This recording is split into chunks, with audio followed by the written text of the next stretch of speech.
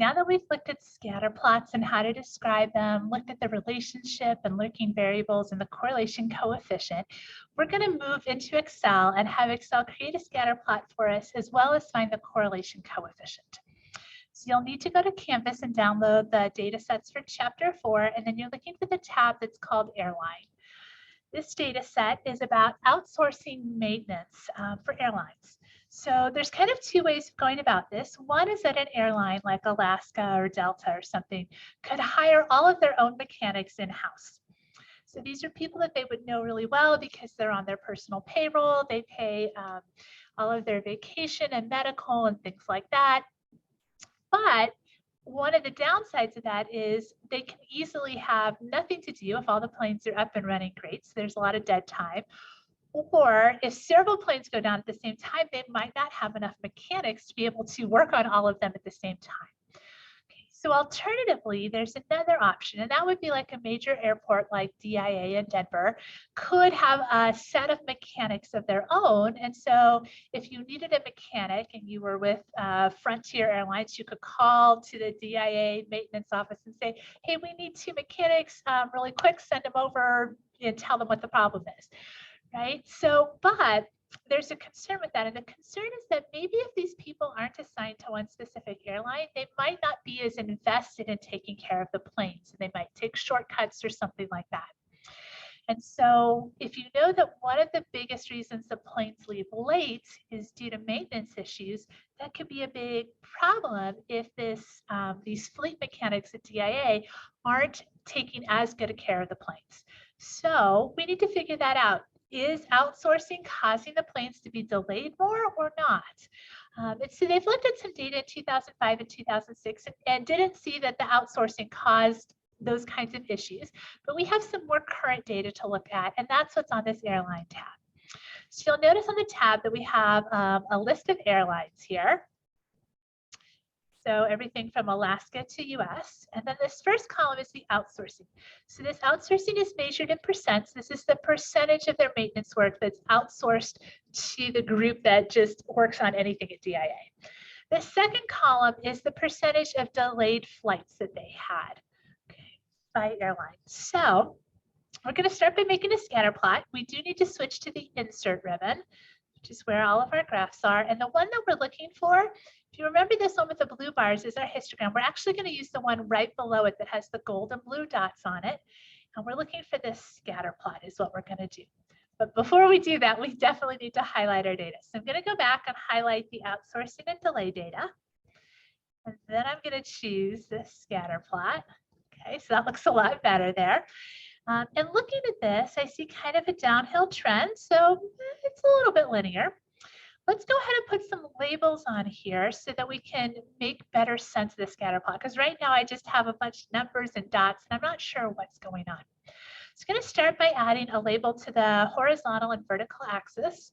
So if you're clicked on the chart, you can go over to add a chart element, and we'll go to axis titles, and I'll add the horizontal one, and I'll add the vertical one. So get both of those added in there. That should be pretty familiar from earlier chapters. When Excel makes the scatter plot, whatever is in the first column is going to be your explanatory or x-axis variable. So we'll put outsourcing, and then that's measured in percent. So I usually put the units after the variable title, so there's just more information and a better idea of what's going on.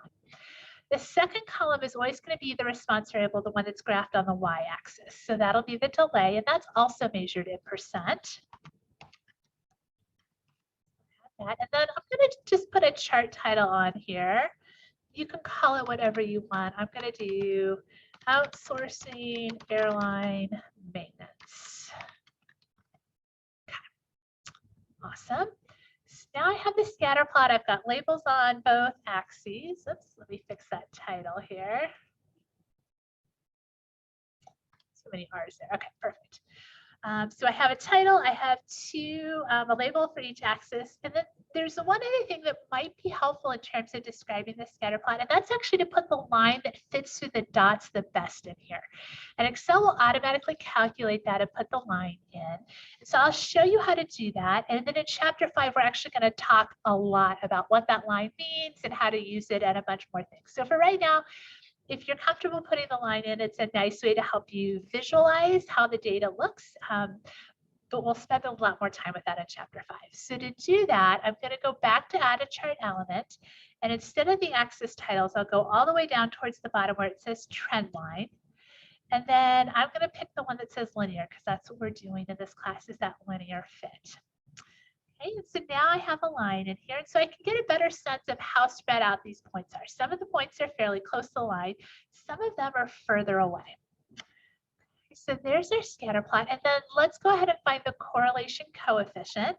Since this is going downhill, I do expect that correlation coefficient to be negative. I'm going to go back where my data is, and I'll find a blank box underneath of those. And the command is equal CORREL. So it's just an abbreviation of correlation. I'll start typing that. And if I open a parentheses, it says array 1, comma, array 2. So those arrays mean data, and the comma means you have two separate groups of data there. So I'm going to highlight this first column, and I'll put a comma. And then I'll highlight the second column. So notice I've highlighted two different things. And if I close those parentheses and hit enter, I get negative 0.488. So I was expecting a negative, so that's good. 48 though, that's not a great number. So remember that correlation coefficient goes -1 to +1. So this one's close to about negative 0.5, which means that this is going to be moderate. So if I was describing this one, I would say that it is fairly linear. It's a little spacey, but fairly linear. It's moderate, and it's negative. And then in terms of outliers, outliers are a little bit harder to find as the correlation gets weaker.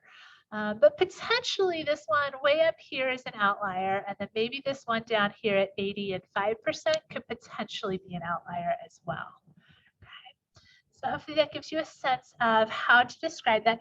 And then part 4 on the notes says, interpret the direction and context of the problem.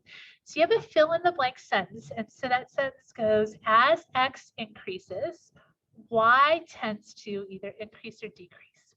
So our X is outsourcing. So I would say, as the percentage of outsourcing increases, the percentage of delays tends to decrease, since we have a negative slope there, a negative direction.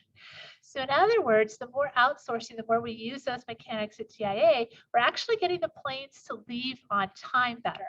So that does still hold that even though these mechanics don't belong to the individual airline, they're still doing a good job and they're still getting those planes out on time.